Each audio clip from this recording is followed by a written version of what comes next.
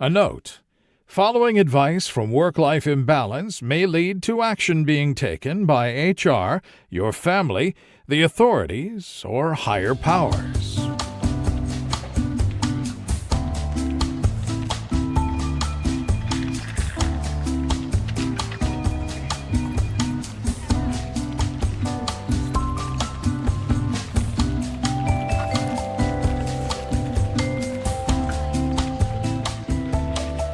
Welcome to Work-Life Imbalance, an advice show focusing on workplace and lifestyle issues. Any resemblance to actual advice, living or dead, or actual wisdom is purely coincidental. I'm your monstrous manager, Frank Eastman. And I'm your lovable office companion, Derek Lewis.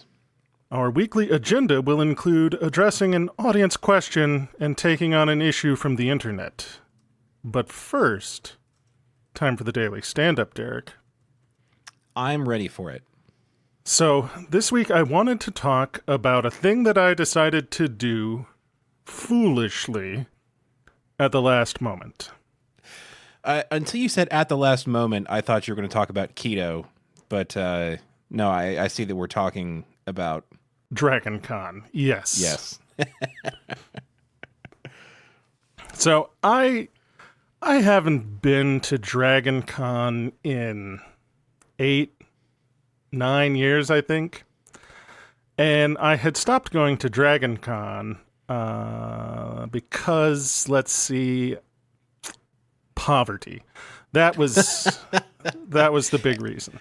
Poverty, and because you weren't being worshipped as a deity. Once more people started going, it was kind of harder to stand out as the malicious deity that you wanted to be. So, I mean, you kind of graciously bowed out and let the other people come in and be the evil deities of DragonCon. Yeah. And it's an expensive undertaking. I had, kids and a mortgage and everything else like that. I still have those things. But really this year, the way I put it is my big energy is I do what the fuck I want. Yeah.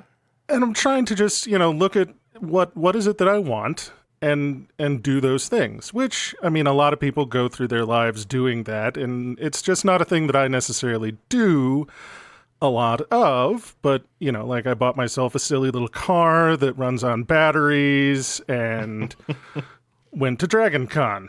These are the crazy things that I guess I decide to get up to.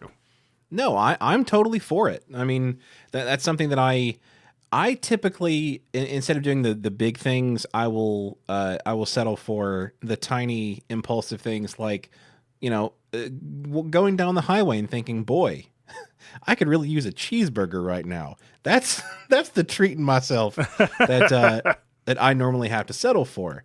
But no, I'm totally in for this. The whole 'cause you never, not to be morbid about it, but you don't know how many years you've got on Earth. Something could happen and a meteor could hit tomorrow. I mean, the nukes are going to fall at any time, without warning. Oh, it could be the nuclear nukes, winter tomorrow. We're all going to go together when we go.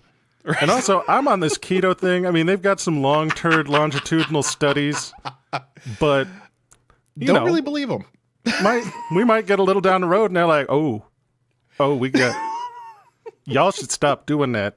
Now. You hadn't stopped doing that. We're sorry about that. But it's working for me now. Right.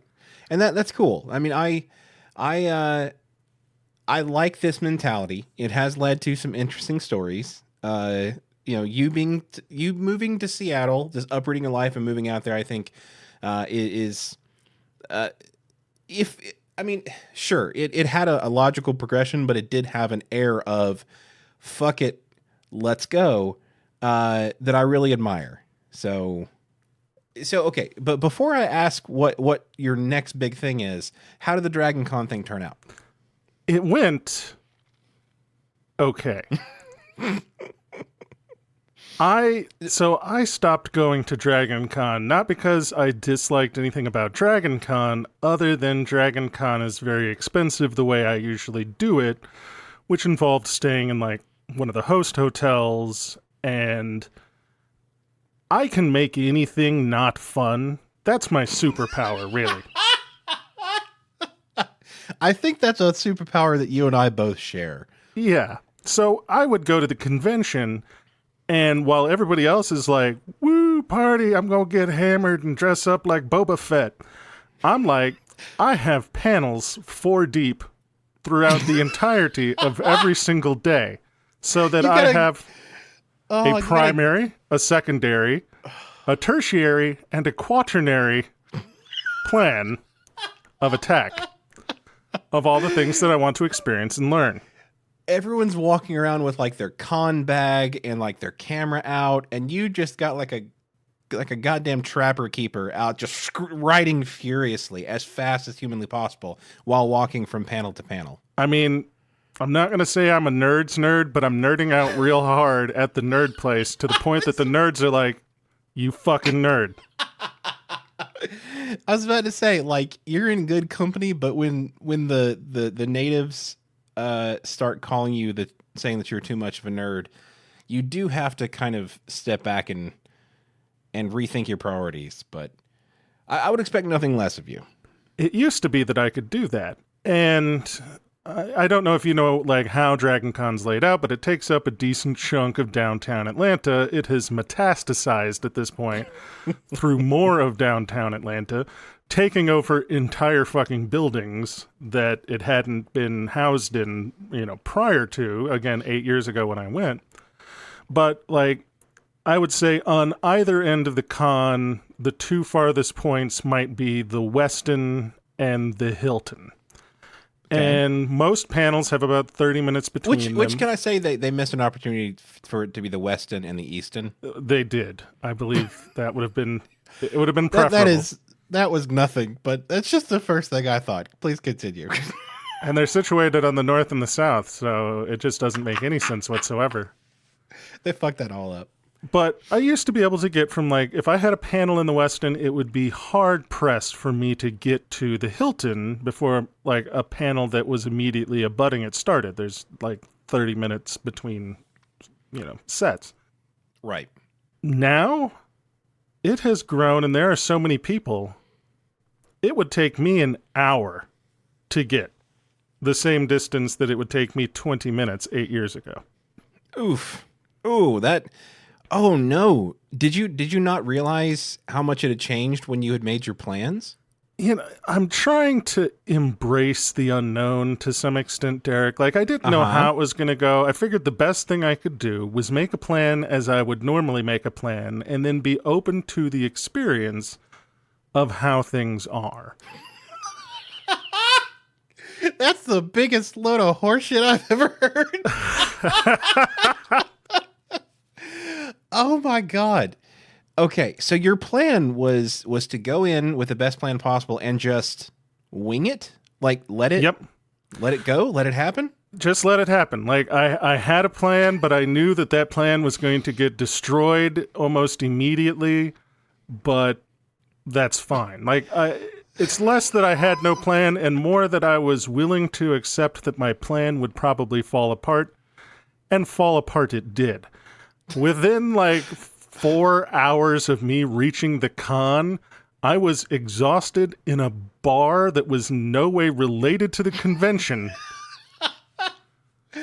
I mean, I was about to say, like you saying that you went in, with a plan, but then it diverged and all that.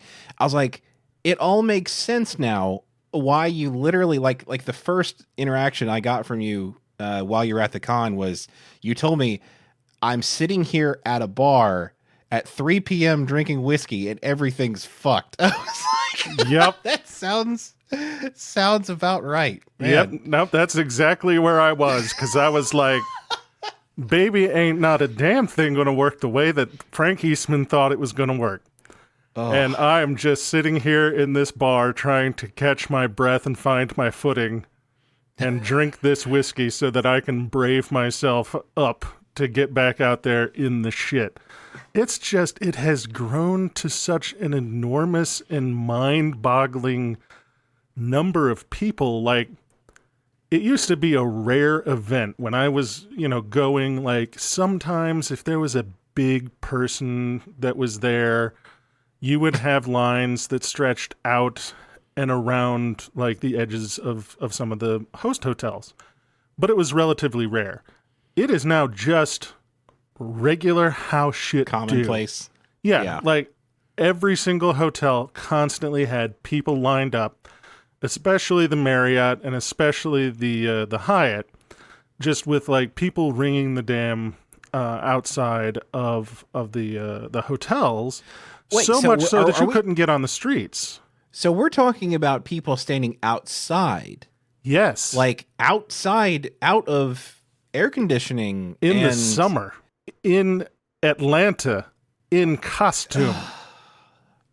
See, this is what blows my mind about that. Like I understand waiting for something that you enjoy. Like, that's cool. I'm not good at it, but I've done it before. I mean, when I was poor, I waited like literally 12 hours in the Target parking lot to be one of the first ones in the door to get that 32-inch television back in 2007 when it was on sale for $500. What a steal. Anyway, some things are worth waiting for, but being outside in, I would have to have guessed like 90 to 95 degree heat, a decent amount of humidity.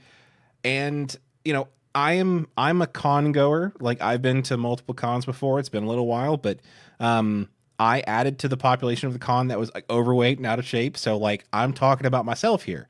I would say a good half or more of those people are not outdoors, hard living ready. Like, Here's the other problem, Derek. Indoor babies. The demographics have changed, Derek. How is that? We've been left behind, my brother. It's no longer the fat, pale, sweaty nerds. Oh no. I mean, they're still there. Sure. But everybody is apparently like 18 to 25 and jacked. Oh no. No. And wearing like a skin-tight Deadpool costume or dressed like She-Ra. Like there was one constant that I relied to keep me grounded in this universe, is that if I went to a convention, I could find people like me. And you're telling me that they're all those nerds is just fucking ripped. Yep. Now we have to go to the gym, Derek. We've been avoiding it for the entirety of our lives. But we have to go to the gym now because there's literally nobody left. I never expected to have to go to the gym before going to a nerd convention. How sad is that? Yeah, no, you've got to have your con body ready, Derek. They used to talk about your beach body, but now you got to have your con body. I didn't know that was different than. Look, I thought the preparation for a con body involved, hot pockets, high calorie drinks, and lots of sedentary lifestyle. I mean, that was my jam. But now you're telling me that it involves like restricted calorie diets, lots of exercise, and the ability to dress like a Captain Planet, Captain America smash up costume, wearing no shirt. Wow. I saw a guy with a stovetop hat and a funky beard, just wearing like a Speedo. And I had to stop, and we locked eyes for a moment. And I said, "Babe Lincoln?"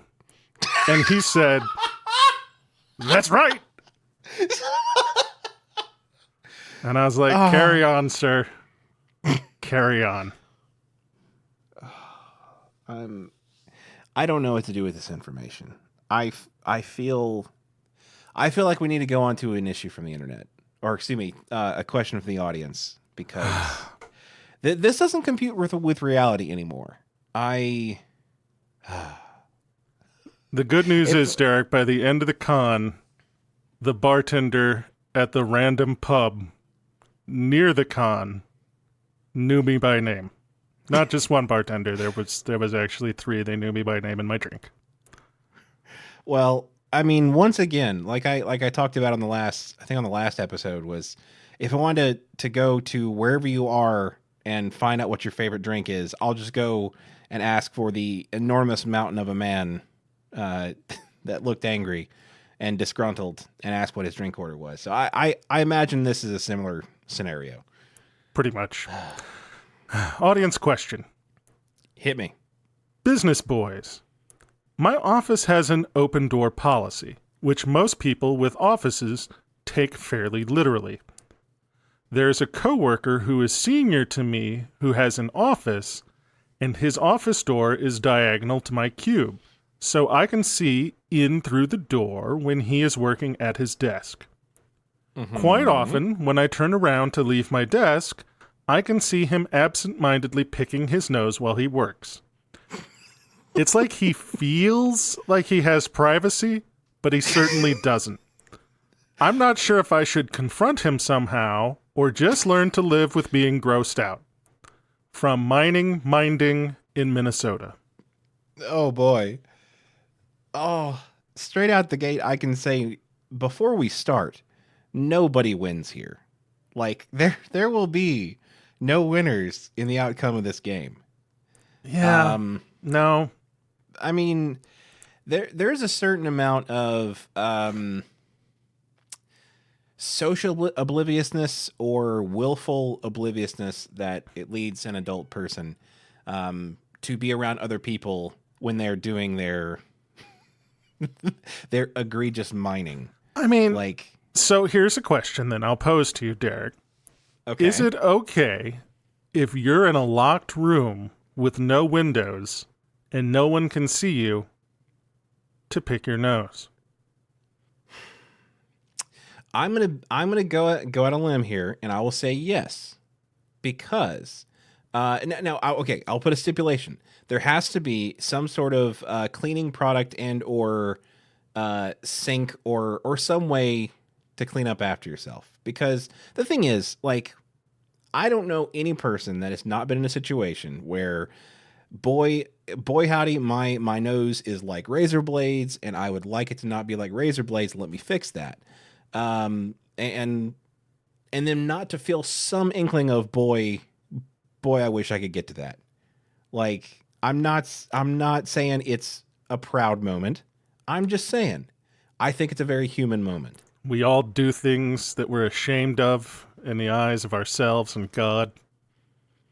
Absolutely. And you know, I know that's probably not that's not going to win me any brownie points on the couthness scale or anything, but what about you? How do you feel about that particular case?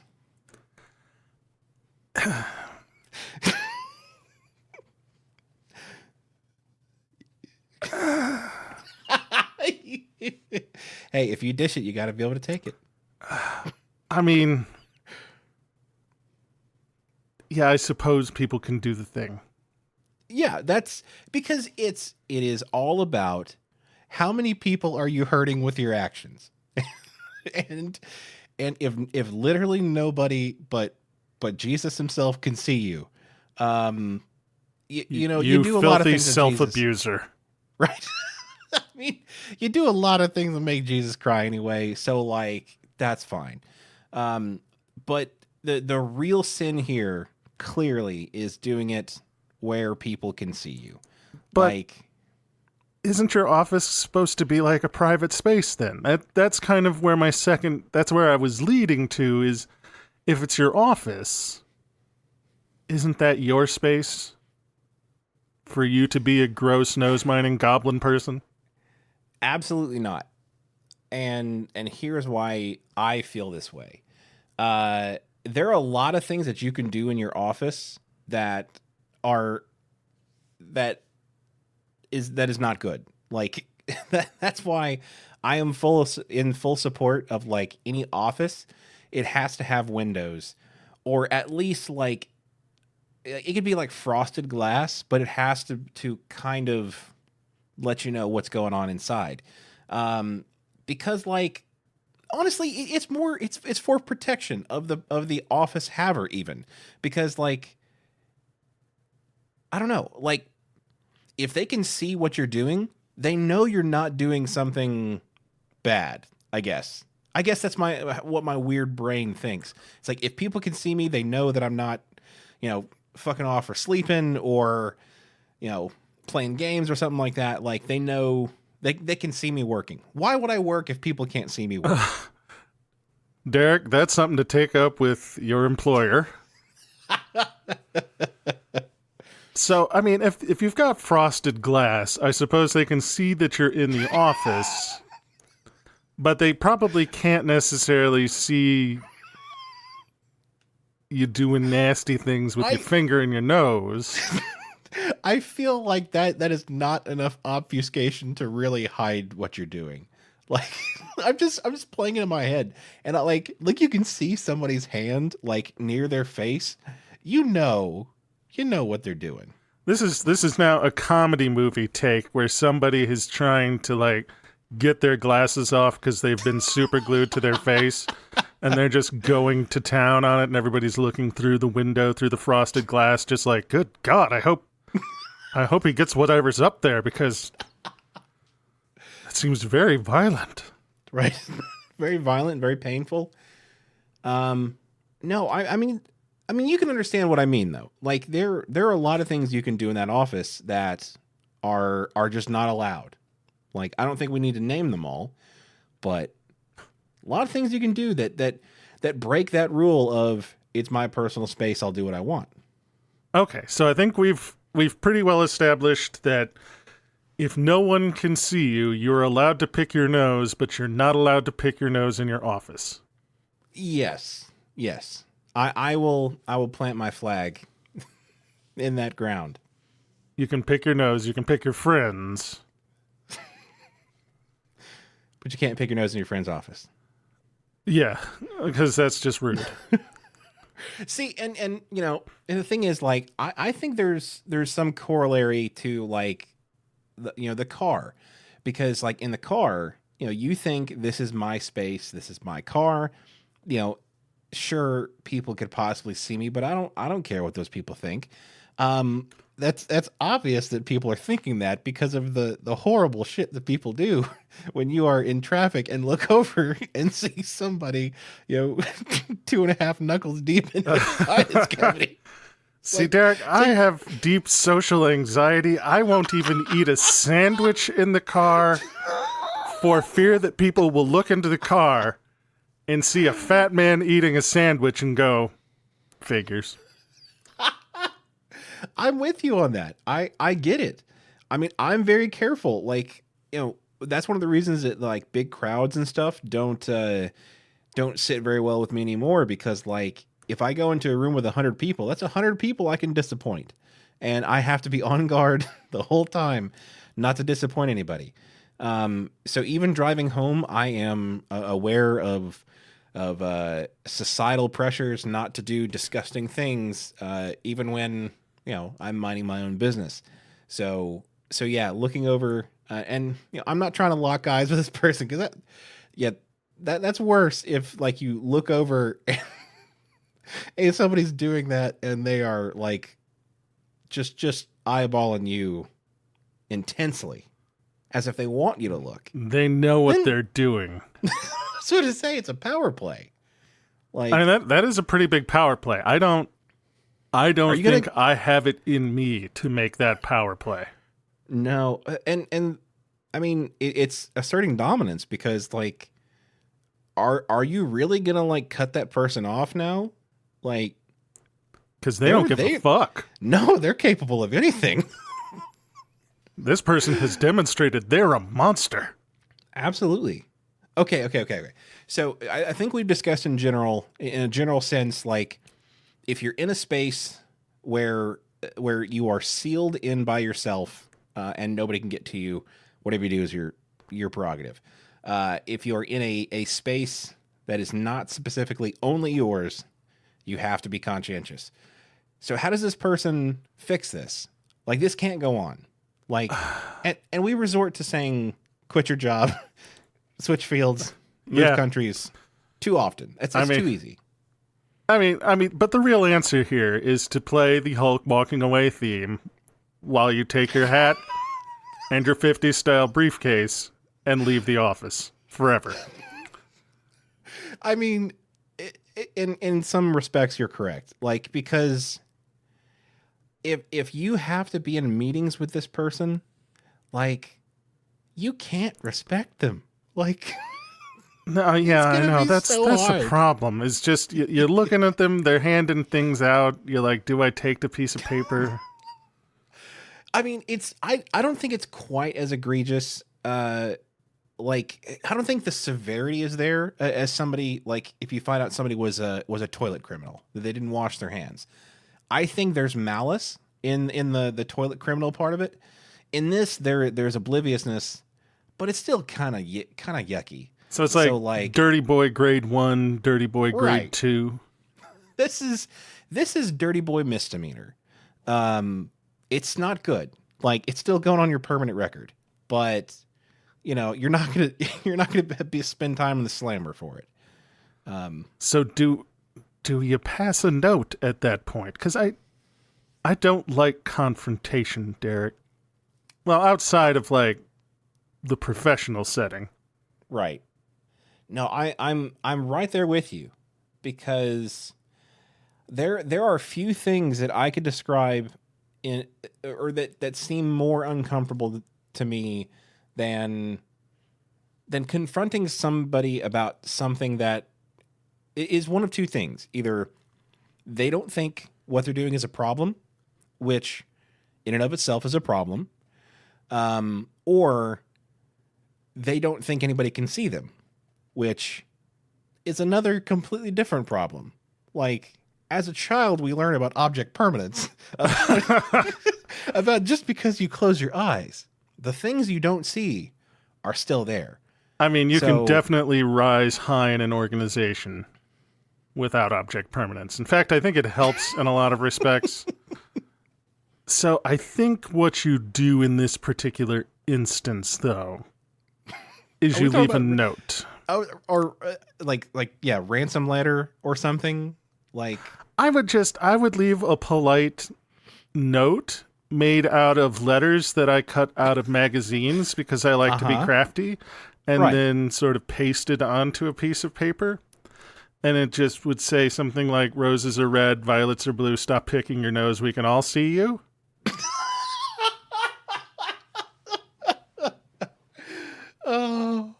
Oh, that's not too bad. And then I just sign it, God and everyone. Oh, yeah, I can see that has a chance of success, and that's your least confrontational and most, like, kind of, you know, hands off way to handle this. So definitely your best shot. If that doesn't work, what if they're indignant after that? If, like, this somehow makes them more zealous about their mining efforts. I mean, are they looking for Bitcoin at this point?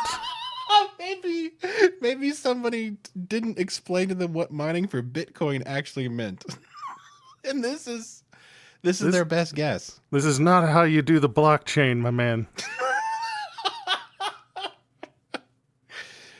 Oh, God. I mean, if they get indignant about leaving a note, I think the only thing you can do then is come to work with approximately 15 to 20 2x4s, a handful of roofing nails, and a hammer.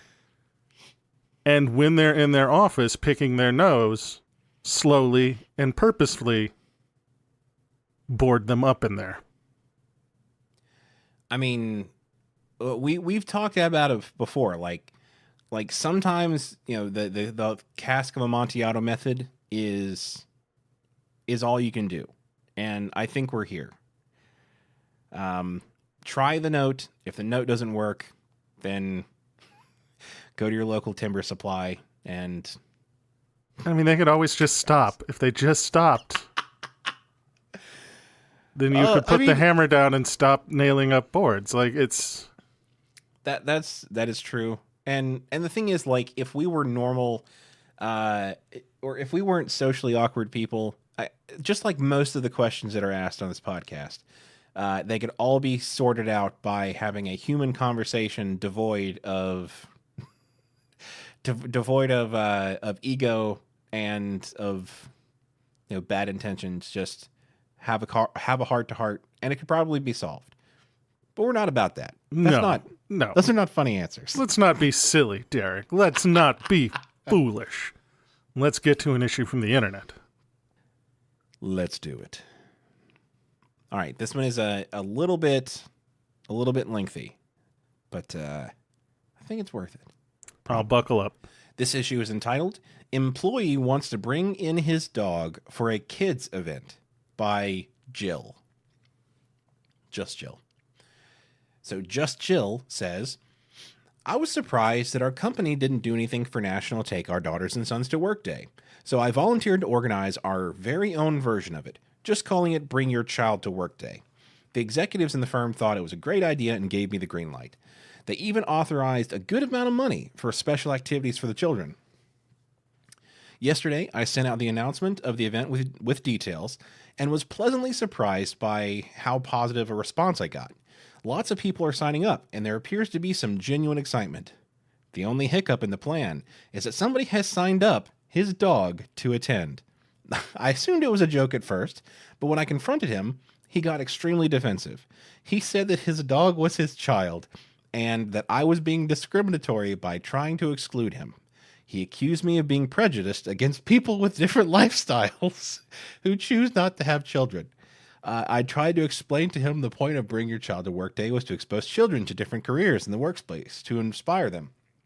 He said that since I'm creating my own version of Bring Your Child to Work Day, I can turn it into whatever I want. He basically threatened to report me to the diversity manager of the company. I really hate conflict, and I'm tempted to give in to his demands to avoid having to deal with this, but I find the whole thing quite silly and annoying. I'm just trying to create a fun program for children, but now I fear I'm going to get thrown in the middle of controversy over something stupid. There's nobody I can really escalate this to, because I'm actually the one who is in charge. Am I wrong for thinking that bringing a dog to such an event is silly and unprofessional? What can I do to diffuse this conflict?"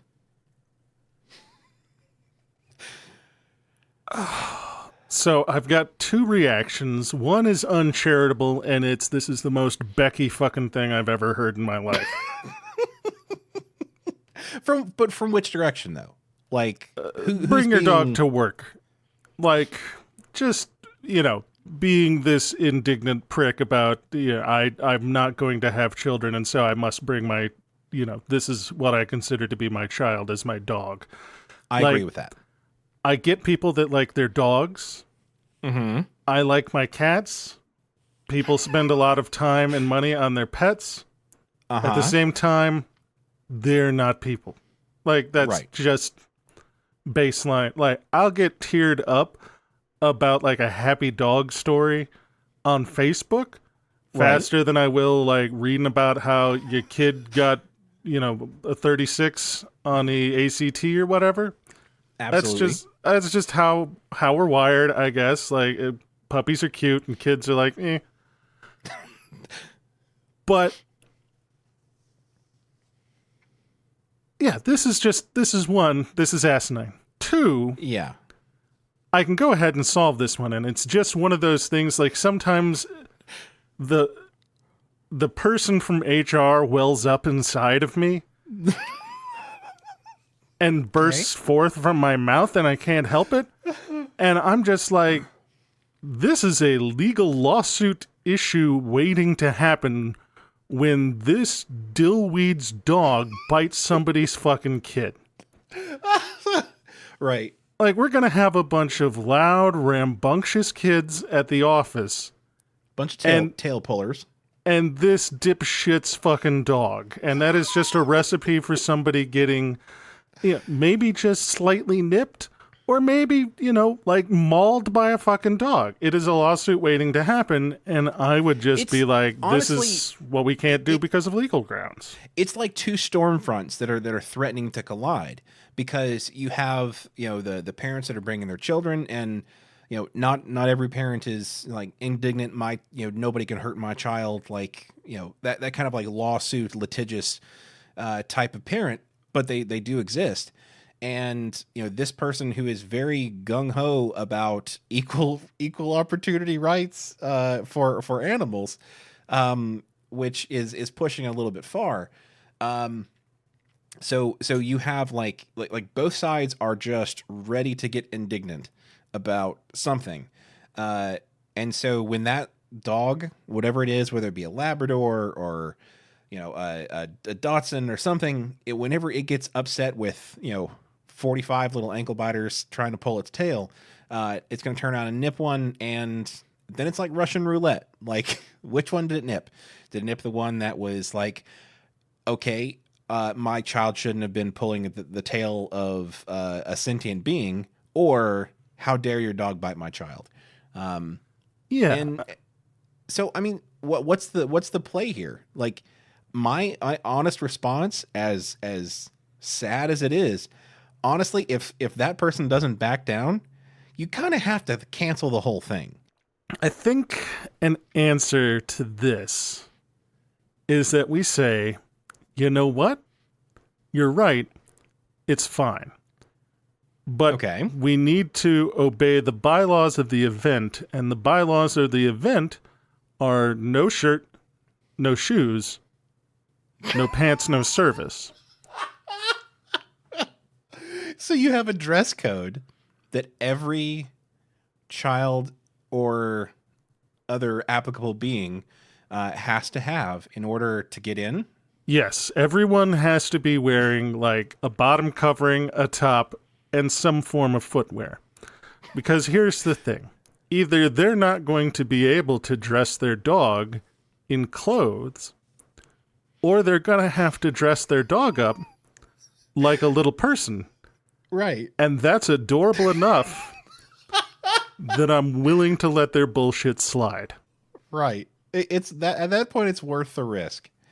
And we've watched a lot of videos on the internet. It can go one of two ways. Either the dog is going to, or three ways. So the dog is either going to love it and be happy about it.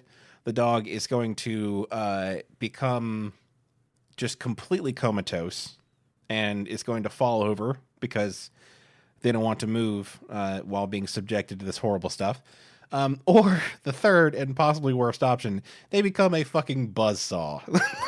Like that is, I feel like that's more likely, but I don't want to poo-poo on it. I think if they have to wear little tiny shoes, Derek, that means even if they're vicious snarling monsters, when they charge at you, they have to do that little wide-legged big walk. Leaving you plenty of time to escape. Oh, Indeed. God. I think once again, Frank Eastman, you have solved this one entirely. There's no way that can go wrong. You either get a perfect event that nobody complains about, or a field of ridiculously less dressed little puppies. And then, worst case scenario, end up with some good YouTube videos that you can monetize. And that is the story of how your accounting office became the next BuzzFeed. I mean, it's a proud story, and from humble beginnings came this media powerhouse. I mean, I think that's the actual story of BuzzFeed. I wouldn't be surprised. I wonder when the snack swaps came in. Because that's all BuzzFeed is anymore. That's fine. I think BuzzFeed at this point is mostly the only thing I see out of them is food videos. Yeah, they are either snack swaps, or we made a high quality version of a shitty thing, or watch us do a fucking mukbang of Trader Joe's shit. I mean, I just called that Thursday.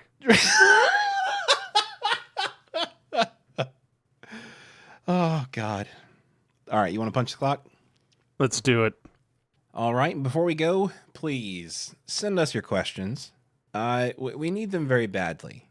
And I don't want to go on a mining reference, just, because we're mining for that treasure that you have in your personal stories.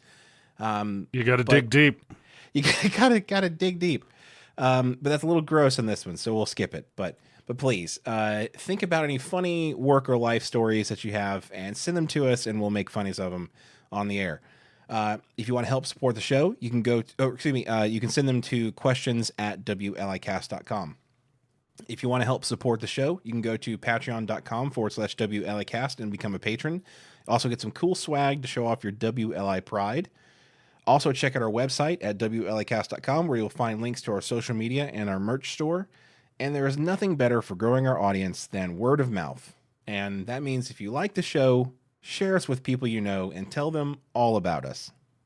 This has been the Work-Life Imbalance Podcast. I'm Frank Eastman. I'm Derek Lewis. And with that, I think we're going to have to transfer you. Frank, how many Pringles is too many Pringles at once? Like, you open up the Pringles, and then you eat them. And I don't mean just in one sitting. I mean literally in one bite. I mean, I do think that those little, like, single-serving ones, they're like one bite. That is a challenge. Because there's like 15 chips in there. I can easily fit 15 chips in my mouth at once. I mean, you're working on your con bod at that point.